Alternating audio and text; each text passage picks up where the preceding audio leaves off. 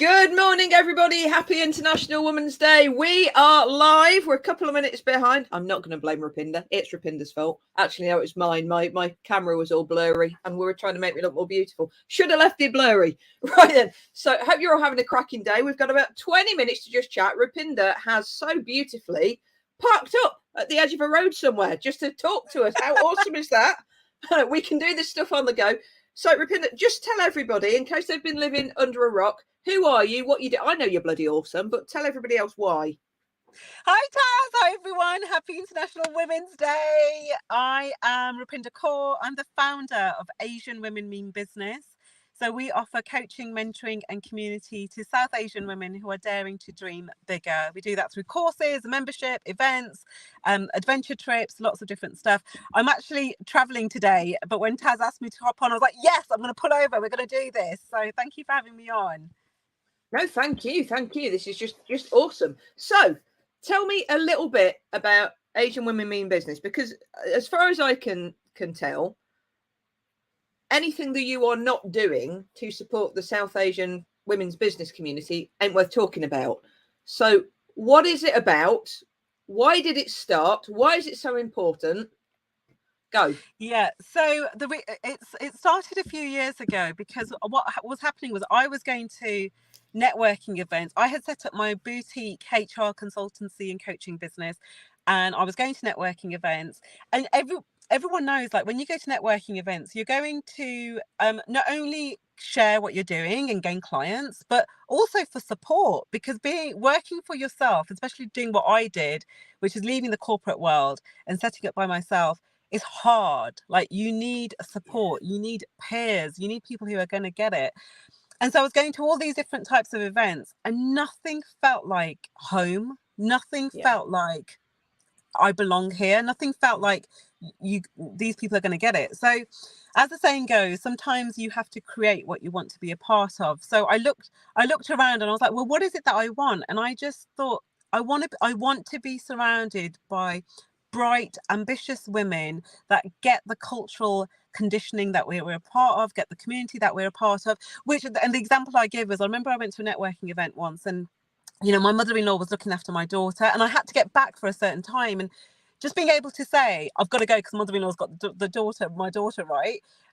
When you're part of my community, you get that, right? Whereas other people might be like, and so what if you're a few minutes late? It's okay. So these were the kinds of things that we just wanted to know. I wanted to normalize. I wanted us to have a place where we could talk about business, we can talk about personal and professional growth, but equally we can talk about things that are happening within our community and within our culture, within our faiths.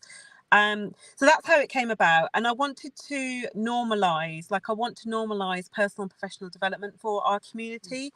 Over the last 20 years, I've gone to so many different types of events and courses and conferences, and I play that game where I look around and say, where's the brown face and where's the brown woman? And usually, I can be in a room full of 300 women, 300 people, it's me, maybe another. And that's the thing I wanted to talk about in this space as well. Like, why aren't more of us going to these events? What is it that's making us think they're inaccessible or they're not for us? So what I'm doing with Asian Women Mean Business is, it's not about creating silos. It's not about creating a separation.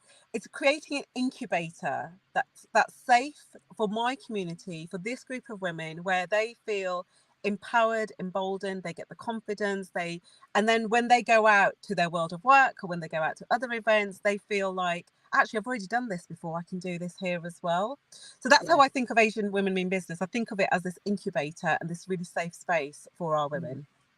That's such a beautiful way of describing it. I mean, clearly I am not a South Asian businesswoman, but I did get to sneak under the radar when Rupinder invited me to speak at one of her events at the Moving Mountains Summit not too long ago. And I can tell you, the vibe in that room was incredible. Such support, such openness, so safe. I felt really privileged to be able to be in that space and to do what I could to support and encourage you all. And I walked away, probably not a PC thing to say, but I walked away thinking, I want to be a South Asian businesswoman. It's not fair. I want this. And I think that you've created something remarkably special there and remarkably safe and inclusive. So you mentioned a moment ago not creating silos. Don't think you have, but is that something that's been levied against you? It felt interesting that you felt the need to bring that in. Yeah, I mean, because I've had these conversations with other networking organisations and other groups, and there's always this desire to be absolutely inclusive, and whether you're a man or a woman or you're from a different ethnicity, and I just think it's really, really important that we identify people's needs and meet them where they're at. And actually, that's what I love. The theme for this year's International Women's Day is all about embracing equity. It is. And equity is so different from equality. Equality, yes. Yes. So that's what we're doing with AWMB. It's recognizing that our women have very specific needs that they need to have met to equalize their access to opportunities, to promotion, to funding, to and that's what we're doing. So yes, but it has been, and I'm sure it's been leveled at many different groups, that are targeting and working with different communities. But I just think it's really important that people, and particularly women, have a safe space that they feels like home for them. Yeah, I think that's such a beautiful way of putting it, and that was one of my next questions about the theme of International Women's Day this year, because so many people still don't get the difference between equity and equality. In fact, I've seen some people talking about the theme this year being embrace equality. It's like, no, it isn't. No. Equality is important, but equity is different. I think you explained it beautifully. There's a graphic that does the rounds online every now and then trying to explain equity, and it's been one of my favorites. There are 3 people of different heights standing behind a barrier. One tall, who can look straight across, one bit shorter, who can kind of see to there, and then one way beneath. And then in the next slide, it's just them having different size steps. This one's equality, this one's equity. Yes, I know which one exactly that. Yeah. Exactly that. And this is what people aren't getting. And I think sometimes is it because the words are quite similar? And for people who literally have not come across equity as a word, do they just think it's a spelling error? It's how do we get that across more? And how do we create a truly inclusive environment where we naturally start to embrace equity without talking about silos? Because we get that every time there is an event for a specific section of our population. We get that, don't we? I mean, even every International Women's Day, we get, well, when's International Men's Day? Well, it's November, actually. Yes. So, check Google before you start being a dick about it. How do we get to the point where society naturally knee-jerk includes and is mindful of equity? How do we get there? Oh my God, that's the question, isn't it? Yeah. How do we get there? How do we make that happen? And I think the first thing is, like you said, is like, let's make sure we bloody know the difference between equality and equity. Let's be champions of equity, and let's champion organizations like mine and others that are doing the work in the equity space, and that are saying, we know that there is a disparity in terms of how many opportunities women of color have in comparison to white women. And let's recognize, so equity requires us to do more work, because it requires us to read, to educate, to inform ourselves. It requires us to potentially confront our own biases around equality of opportunity, equity of opportunity. And then once you recognize that, then it's about being allies and about helping each other up. So I just think all of it is so important. But let's start from a place of education and awareness and informing ourselves on what the differences are. Yeah, and this does come back to that topic that makes so many people uncomfortable. Hey, me included at times. This whole concept of privilege, doesn't it? And yet, so many of the things that are levied, I don't want to say against, but towards anything that people see as a silo, comes from that place of cis white understanding. Well, we do this, so therefore what the point you made earlier about wanting to get back in time for your mother-in-law, and the cis white normalized, well, what's wrong with that? Not understanding the culture, and they're not wanting to understand the culture, because so many will come from a place of, well, I don't care if it's your culture, you need to change that, you need more freedom. And those same arguments come up time after time, don't they? Whether it's elements of faith, whether it's elements of dress and attire for different elements of faith. And we all, not all, so many of us, too many of us, come back to that place of, well, we don't feel the need to do that. So therefore, that is squashing somebody else's potential liberation by making them to do that or conditioning them to believe that they have to. And that is such a narrow viewpoint. When do we ever stop to think, well, hold on, what if that feels right for somebody else? What if that's their choice? If that's something that they want to do, they embrace doing, just because we do it one way, that doesn't make it wrong for everyone else. It's all the privilege thing, isn't it?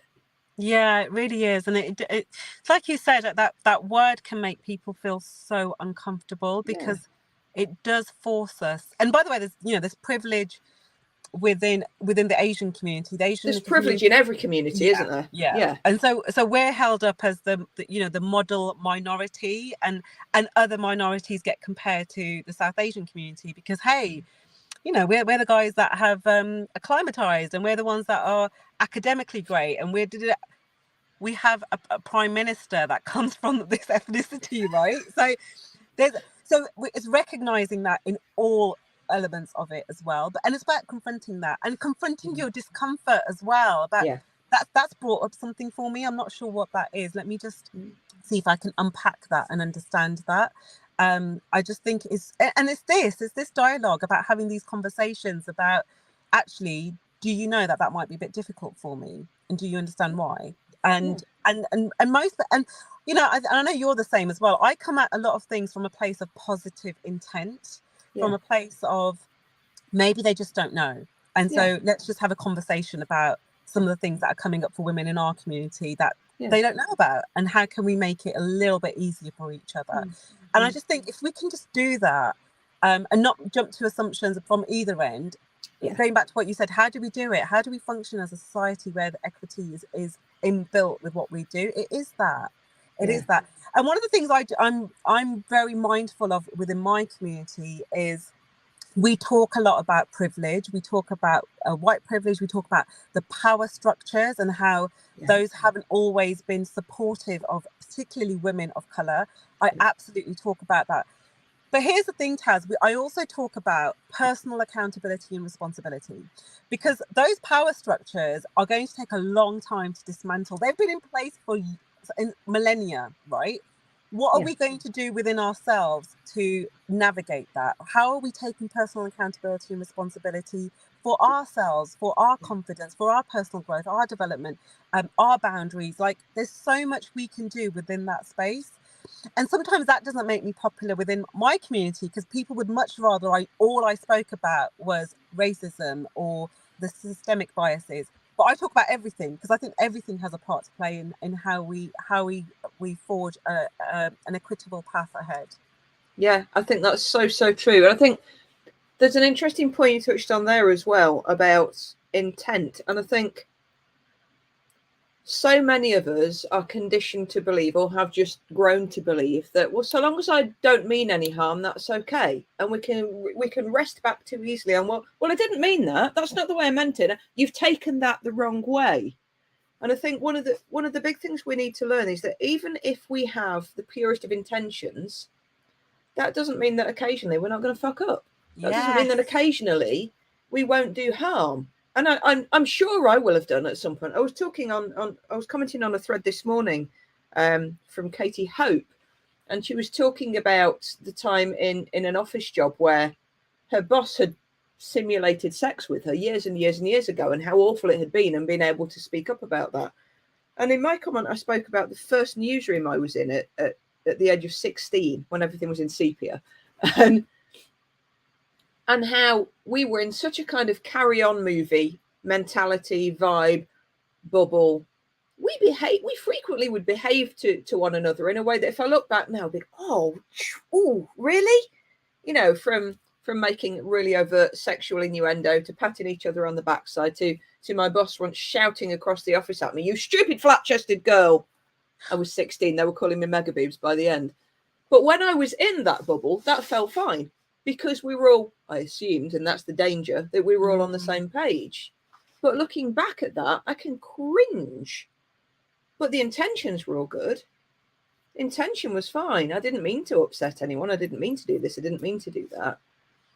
And we need to be brave enough to ask, don't we? And another one of those that common saying I think we need to flip is, treat other people as you would like to be treated.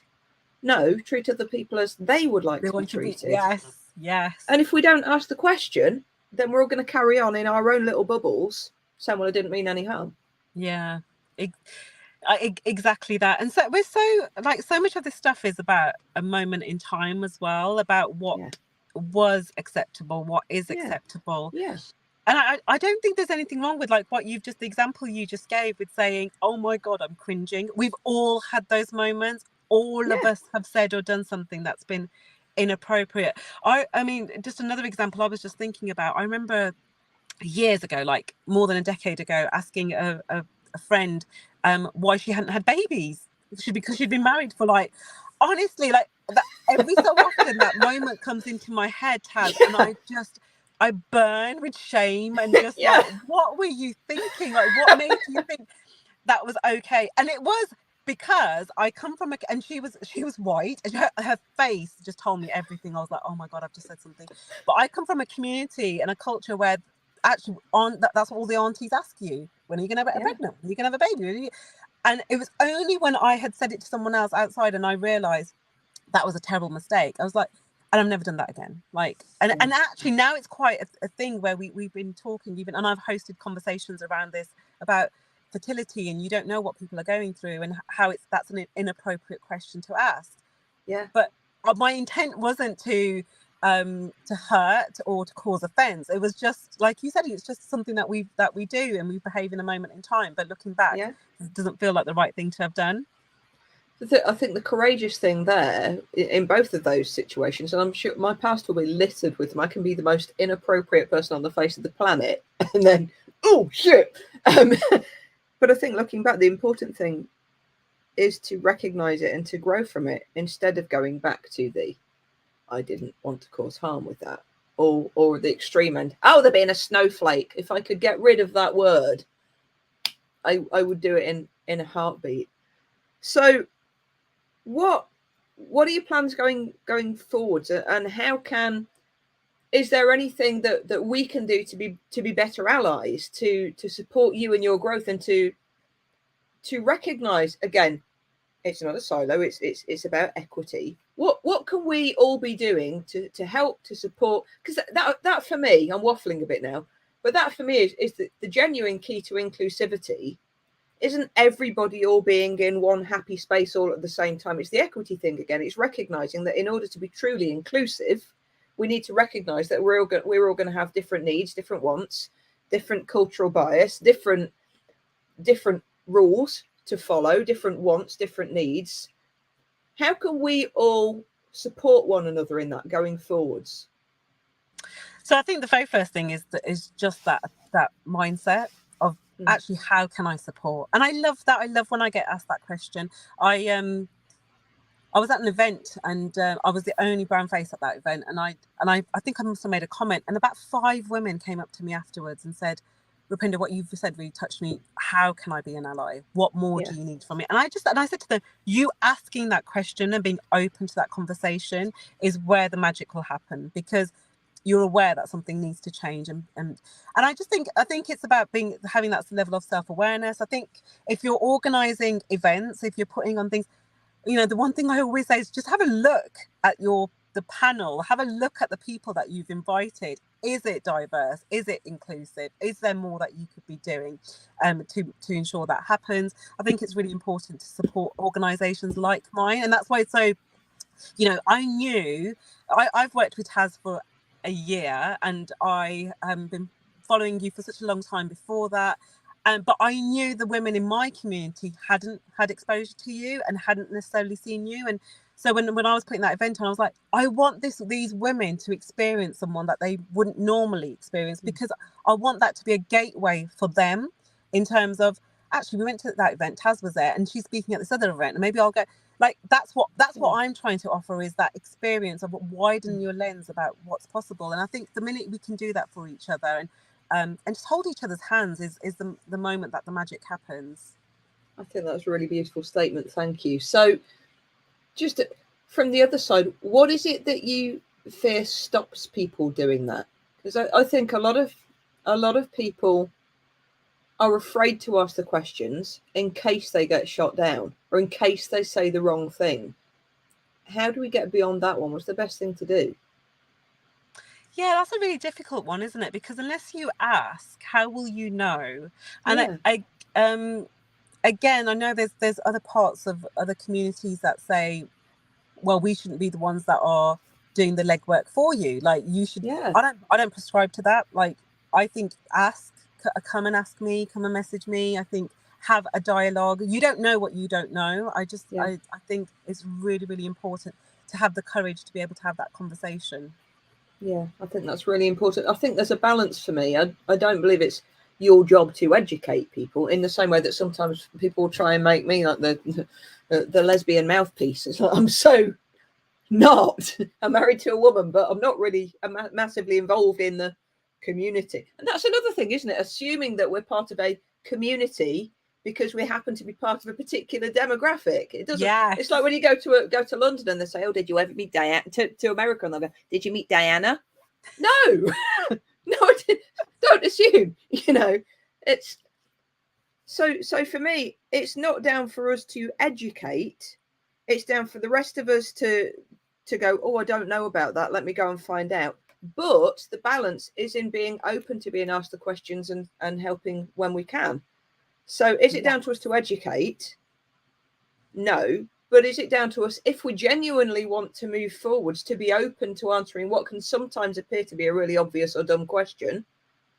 Yeah, I think if we want to move forwards in any way, we have to be open to creating a dialogue, even if that makes either side of the people in that conversation feel a little bit uncomfortable, because how on earth do we ever move on otherwise?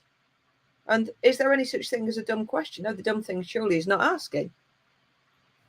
Yeah, I completely agree, and I think we should be open to being okay with discomfort and knowing that some of these conversations and some of the answers might cause that.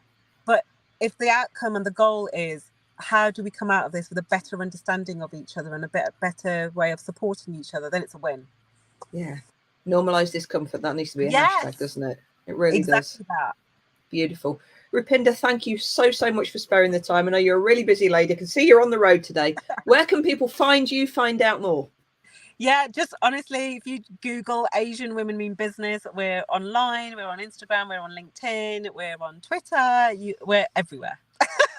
We are everywhere. Come and follow, come and connect. And if you have any questions around this space of equity and equality and diversity, and honestly, like as Taz said, there is no such thing as a silly question. Come and ask me the question. I'd love to answer it. We ought to organise a big panel event at some point with lots of different community members in it, and just literally have an Ask Me Anything day. No holds barred. That would be amazing. Let's do that. Let's do that. Right. Thank you so much. Happy International Women's Day. I love you. I love everything you're doing. I'm so glad we're connected. Thank you. Have a beautiful day. Take care. Thanks, Taz. Bye. Bye.